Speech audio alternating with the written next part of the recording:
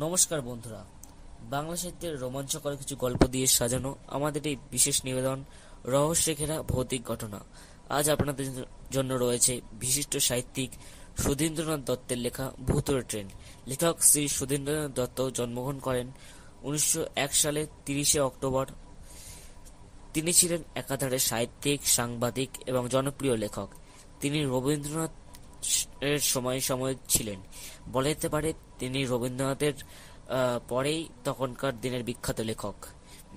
এবং তিনি মৃত্যুবরণ করেন 30শে জুন 1960 সালে। তো বন্ধুরা, আর কথা না বাড়িয়ে শুরু করতে চলেছি আজকের গল্প ভূতুড়ে ট্রেন। প্রায় 25 বছর আগেকার কথা। সেদিনটার কথা মনে পড়লে আজও ভয়ে শিউরে উঠি। আমার এক দুঃসম্পর্কের মামা ঠিকাদার সংস্থায় কাজ করত। ওই ঠিকাদার শুধু কলকাতায় নয়, কলকাতার বাইরেও কাজ নিতেন। মামার সঙ্গে সেই ঠিকায় কাজের জন্য সাঁওতাল ডিহিতে গেলাম। বিদ্যুৎ উৎপাদনের জন্য বিল্ডিং তৈরির কাজ। সবে মাটি কাটা শুরু। যেখানে কাজ তার সামান্য দূরে আমাদের 30-40 জনের একটা লম্বা কাঁচা ঘর, বাখারি দিয়ে দুধারে লম্বা ঢালাও চৌকি করা, তার উপরে আমাদের বিছানা। কাজ শেষে খাওয়া হতে চোখ জুড়ে ঘুম আসতো, ঘুমিয়ে পড়তাম। কিন্তু কয়েকদিন পর পর মাঝরাতে দেখতাম বিছানায় মামা নেই, বা মামা মাঝরাতে কোথাও থেকে যেন এলো। আমি বললাম, এত রাতে কোথায় গিয়েছিলে মামা? মামা কিছুতেই বলতে চান না। মামার সঙ্গে পল্লব নামে আরেকজন যেত। আমি নাচরবান্দা হলে মামা বলল, এত রাতে কোথায় গিয়েছিলে মামা? ভাগ্নে, জানো তো, এত খাটাখাটুনি করার পর ভালো লাগে না। তোমার যেমন ঘুম হয় আমার হয় না। তাই পল্লব আমি বায়োস্কোপ দেখতে যাই। সে অনেক দূরে, ঝড়িয়ার বায়োস্কোপ হলো। আমাকে একদিন নিয়ে চলো না। দেখ, আমরা যেমন ভাবে যাই, তোর পক্ষে কিছুতে সম্ভব না। যাবার সময় ট্রেনে যাই, ফেরার পথে অত রাত ট্রেনে নেই। একটা মালবাহী ট্রেন ঠিক রাত 10টায় এই লাইন দিয়ে যায়। বায়োস্কোপ শেষ হয় রাত 10টা 15 আগে। প্রায় দিন আমরা ছুটতে ছুটতে ওই মালগাড়ি ধরি। কদাচিৎ ছবি 9:30টায় শেষ হলে একটু ধীরে সুস্থে ওই লাইনের ধারে এসে অপেক্ষা করার মতো সুযোগ পাই। মামা একটু থেমে বলল, কোনোদিন মালগাড়ি ধরতে না পারলে কি হবে তা কে জানে। সারা রাত হেঁটেই বাড়ি ফিরতে হবে। আমার দিকে তাকিয়ে মামা পুনরায় বলল, তুই সুখী মানুষ, তোর পক্ষে এত জার্নি করে ছবি দেখা পোষাবে না। আমি জোর দিয়ে বললাম, তোমরা যদি পারো আমি কেন পারবো না? অন্তত একদিন তো নিয়ে চলো। বারবার ওসব বায়োস্কোপ দেখা আমার ভালো লাগে না। মামু, ভাইটিকে নিয়ে চলো তো, তখন এদিনের জন্য নিয়ে চলো। বেশ ভালো ছবি এলে ছুটির আগের দিন যাওয়া যাবে। প্রায় 1 মাস অতিরিক্ত কাজ হওয়ায় কারোরই কোথাও যাওয়া হয়ে উঠল না। কোনো কারণবশত পরপর 2 দিন শনি রবি ছুটি থাকায় শুক্রবার বায়োস্কোপ দেখব বলে স্থির করে সন্ধ্যে নাগাদ বেরিয়ে পড়লাম। যাবার সময় কোনো রকম অসুবিধা হলো না। 7টার কয়েক মিনিট আগে টিকিট ঘরে পৌঁছে মামা 3টে টিকিট কাটলো। হলঘরটা শহরে হলের মতো নয়। চারদিক কাঁচা বেড়া ও ত্রিপল ইত্যাদি দিয়ে ঘেরা। একটাই শো, রাত 7টা থেকে 10টা। ছবিটা বেশ ভালো লাগছিল, কিন্তু ঘন্টাখানেক ছবিটা চলার পর যান্ত্রিক গোলযোগে বায়োস্কোপ বন্ধ হলো। ছবি ঘরের লোকেরা চেঁচামেচি শুরু করে দিল। কি ব্যাপার? পল্লব বাইরে গিয়ে একটা জিনিস দেখে ফিরে এসে বলল, মামু, আজ আর বায়োস্কোপ দেখা আমাদের হবে না। ফিল্ম কেটে গেছে, জোড়া লাগাতে অনেক সময় লাগবে। সম্পূর্ণ ছবিটা দেখতে গেলে ওই মালগাড়ি ধরা যাবে না। সারা রাত হেঁটে বাড়ি ফিরতে হবে। মামা মাথা চুলকাতে লাগলো।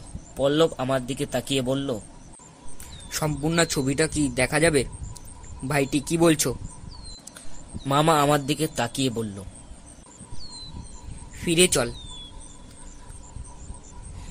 অত রাস্তা তুই হাঁটতে পারবি না। শেষে তোর কিছু একটা হলে দিদিকে কি বলবো? পল্লব বলল, এখন গেলে তো মালগাড়ির অপেক্ষায় বসে থাকতে হবে। যতটা দেখা যায় দেখে সময় মতো বেরিয়ে পড়লে হবে। আমি বললাম, দেখো মামা, আমাকে নিয়ে তোমাদের ভাববার কিছু নেই। তোমরা যা পারবে আমি তা পারবো, কোনো অসুবিধা হবে না। আর এটাই আমার এখানে প্রথম ও শেষ ছবি দেখা। এরপর এতদূর এত ঝক্কি ঝামেলা নিয়ে ছবি দেখা আমার পক্ষে সম্ভব নয়। আধ ঘন্টা পরেই ঘরে আলো নিভে গেল, ছবিটা শুরু হলো। ছবিটা দেখতে দেখতে আমরা প্রায় ভুলেই গেলাম আধ ঘন্টা আগে আমাদের হলঘর থেকে বের হওয়ার কথা। ছবিটা যখন শেষ হলো তখন 10টা বেজে গেছে। আমরা কিছু দূর হেঁটে এসে একটা ঝুপড়ির মতো দোকান দেখতে পেলাম। দোকানে পান বিড়ি থেকে মুড়ি মশলা এবং সামান্য মিষ্টি পাওয়া যায় বোঝা গেল।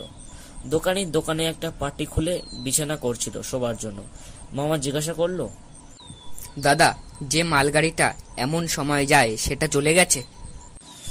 দোকান থেকে লাইন পর্যন্ত দূরত্ব অনেক হলেও গাড়ি যাতায়াত দেখা যেত।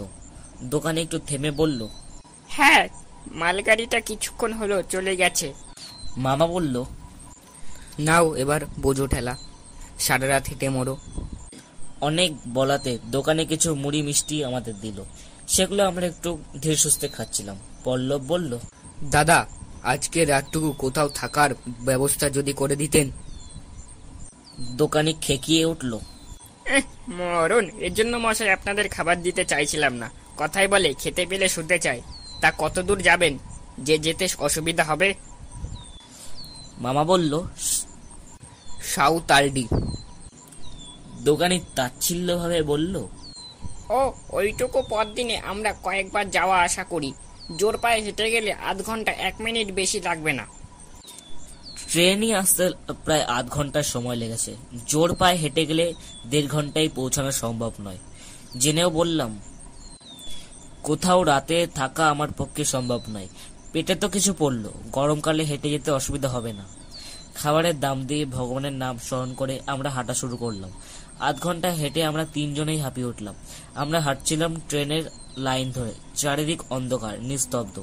কোথাও কোনো আলো দেখা বা লোকজনের সাড়া পাচ্ছিলাম না। হঠাৎ মামা বলে উঠল, পল্লব, দূরে কেমন একটা ছায়া মতো আসছে না?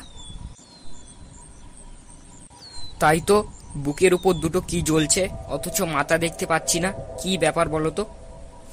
মামা বলল, দেখ, বেশ কয়েকটা মনে হচ্ছে। হাত দুটো কেমন ফাঁক করেছে, আবার একসঙ্গে করছে, যেন কিছু ধরবার জন্য অমন করছে।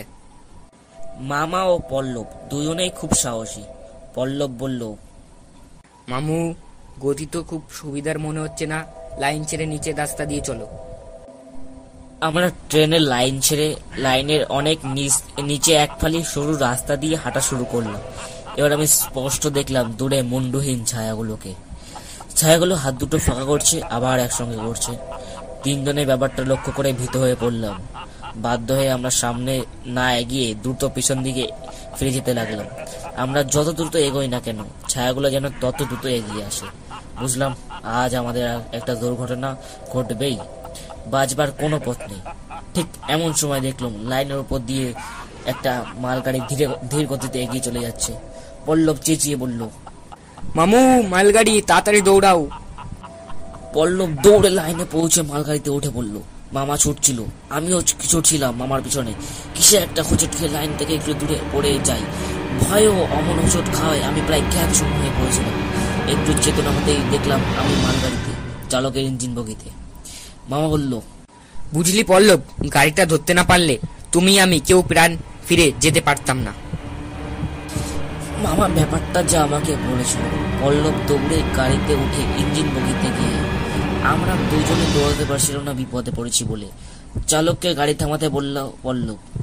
চালক গাড়ি থামাতে প্রস্তুত হয়েছিল।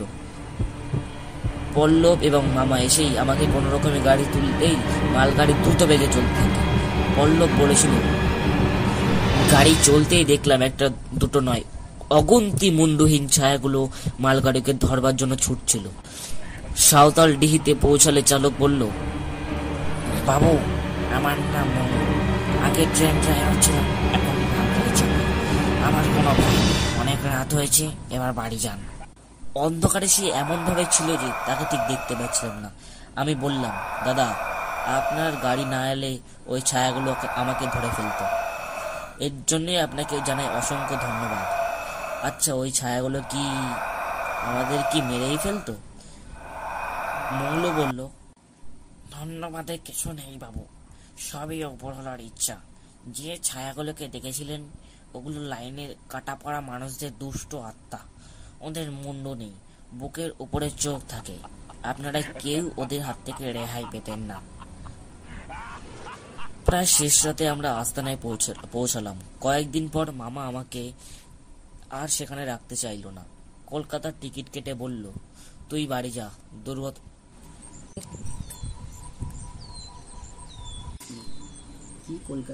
দুর্ঘটনা হতে চলেছে বলে মামা আমাকে বাড়ির টিকিট কেটে দিল। স্টেশন মাস্টারের সঙ্গে মামার একটু জানা পরিচয় ছিল।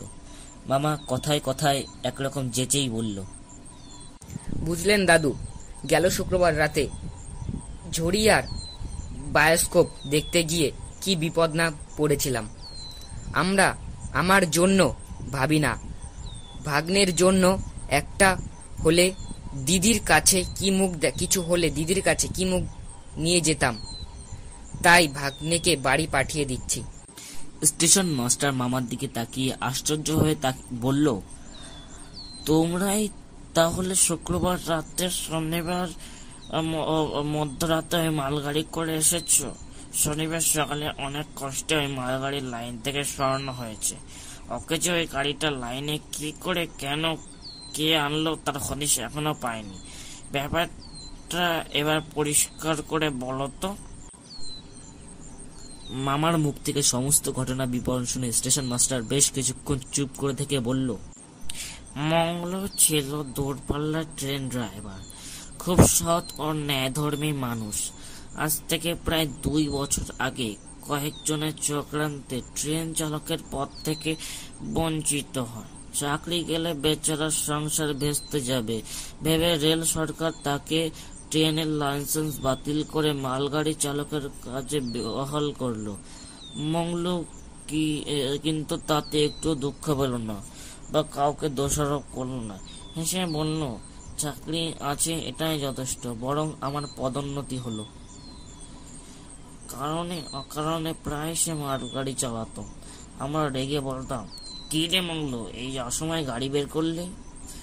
সে বলল, এই বামু, একটু চালিয়ে ইঞ্জিনের কলকামজাগুলো ঠিক রাখতে হবে তো, তাই কিছুটা চালিয়ে ঠিক করে নিচ্ছি। কাল আবার কিছু কয়লা নিয়ে যেতে হবে ঝড়িয়া থেকে। একটু থেমে স্টেশন মাস্টার বলল, একদিন রাত 12টা, এমনই এই গরমের সময় রাতে মঙ্গল মালগাড়িটা নিয়ে আসছিল। হঠাৎ তার নজরে পড়ল বেশ কিছু দূরে একটা যাত্রীবাহী ট্রেন একই লাইনে এগিয়ে আসছে। ট্রেন 1.25 ঘন্টা আগে চলে যাবার কথা, হয়তো তার এটা ভুল হয়েছিল। চিন্তা করা মানে কয়েক মুহূর্তে ট্রেনটা এসে মুখোমুখি ধাক্কা লেগে ভয়ানক ভাবে ধ্বংস হওয়া। সে আর এক মুহূর্ত অপেক্ষা না করে সিগন্যাল বাতিটা এক হাতে অন্য হাতে লাল পতাকা নিয়ে ওই লাইনে নেমে ছুটতে ছুটতে এগিয়ে যেতে যেতে চেঁচিয়ে বলতে লাগলো, আগে খতরা হ্যাঁ বাবু, খতরা, আগে খতরা হ্যাঁ। ট্রেন চালক দূর থেকে মঙ্গলুকে দেখে সন্দেহ হতে ট্রেনের গতিবেগ কমিয়ে দিল। ট্রেন থামতে চেষ্টা করলো। ট্রেনের গতি কমিয়ে থামাতে গিয়ে ওই মালগাড়িকে সামান্য ধাক্কা লেগেছিল, কিন্তু তাতে ট্রেনের ভিতরে যাত্রীদের বিশেষ ক্ষতি হয়েছিল না। আর মঙ্গলু সেই ট্রেনে পিষ্ট হয়ে মারা যায়। তার শরীর টুকরো টুকরো হয়ে চারিদিকে ছড়িয়ে পড়েছিল। বেচারা মঙ্গলু নিজে মরে কয়েক হাজার যাত্রীর প্রাণ বাঁচিয়েছিল। একটু থেমে স্টেশন মাস্টার পুনরায় বলল, এর কয়েক মাস পরে একদিন গভীর রাতে এখানকার টিকিট চেকার দেখলো মঙ্গল গাড়িটা ওই লাইনের উপর দিয়ে যেতে। সে দুজনকে নিয়ে ওই মালগাড়ির কাছে যেতেই গাড়ি থেমে গেল। গাড়িতে ইঞ্জিন বাগাতে কোনো চালককে বা কাউকে দেখতে না পেয়ে তারা আশ্চর্য হয়ে গেল। এমনই এই 2 বছরে কয়েকবার চালকহীন মালগাড়িকে দেখা গেছে। সকালে আমরা গাড়িটিকে অন্য লাইনে রেখে আসতাম, পরে বুঝলাম মঙ্গলুর আত্মায় ওই মালগাড়ি চালায়। আমি বললাম, আশ্চর্য, বেচারা মঙ্গলু নিজে মরে শত শত মানুষকে বাঁচালো, মরার পরেও আবার আমাদের বাঁচালো। কিছুক্ষণ পর কলকাতার ট্রেন এসে প্ল্যাটফর্মে দাঁড়ালো। মামা আমাকে গাড়িতে উঠিয়ে দিল। হুইসেল দিয়ে ট্রেন চলতে শুরু করলো। মামা ছুটতে ছুটতে বলল, ভাগ্নে, কলকাতায় ফিরে চিঠি দিও। চিঠি না পাওয়ায় পর্যন্ত আমি চিন্তায় থাকবো। ট্রেনের মধ্যে বসে মঙ্গলুর কথাই ভাবছিলাম। মনে মনে বললাম, যদি কোনোদিন সুযোগ হয় তবে মঙ্গলুর এই আশ্চর্য কথা আমি লিখবই। হয়তো কেউ বিশ্বাস করবে না, না করুক গে, তাতে আমার কি। তবে আমরা তিনজন তো জানি যে ঘটেছিল, আমরা তো অস্বীকার করতে পারবো না। এর 5 বছর পর মামা এবং একবার সাঁওতাল ডিহিতে গিয়েছিল, ফিরে এসে বলেছিল আমাদের ওই ঘটনার পর ভূতের মালগাড়ি চলা আর কেউ কখনো দেখেনি।